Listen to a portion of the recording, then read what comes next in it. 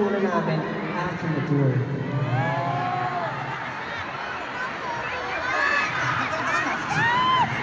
Ako? Siyempre, bukod sa marami tayong experience, grabe talaga yung pagmamahal ng 18 sa atin. Bigay mo yun Jonard! from Philippines. Tapos kahit nasa Pilipinas sila, yung time clock nila nasa US. Sino yung mga nagpuyat dito? Grabe. Sobrang updated yan guys. Konting post lang natin sa social media. Alam na alam ng 18. Grabe yung suporta ng mga yan. Kaya maraming salamat 18. Sobrang naging successful ang Wyatt concert tour dahil sa inyo. Kaya maraming salamat. Speaking of successful, naalala ko nung kick-off, nag-promise sila sa akin na pagbalik natin dito, magsasama sila ng marami pa. Kaya kitang-kita naman dito. Sinama talaga ng mga kaibigan. Thank you so much guys, thank you so much 18. Na pagbalik namin dito, mas dumami pa kayo. Siksik na kayo dito. Kaya maraming salamat. Pero bukod dyan, pag-usapan natin, sino yung mga first timer?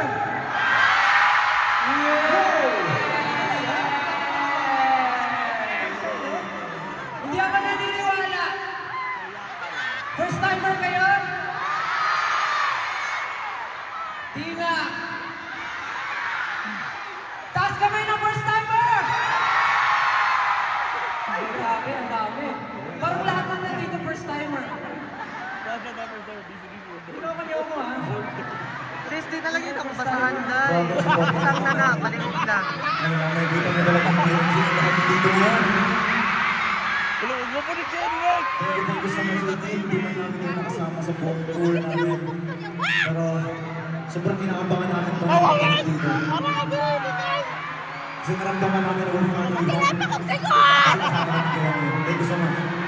Kaya naman, sama-sama natin yung achieve. Utang na napate. Siyempre, ang goal namin to save the present because, you know, we came from the future and we need, siyempre, your help para baguhin ang takbo ng mundo at matulungan nyo kami. Okay ba yun, 18? Yes. Kaya naman, huwag na natin patagalin pa because this is our home. This is our song! At ipaglalaban natin tayo sa... Oh my God! Oh my God! Pero yung next song natin, iba yung next song natin.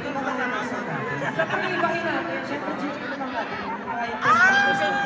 At ipaglalaban natin to hanggang sa... Last! And for our next song, this is... Pili ka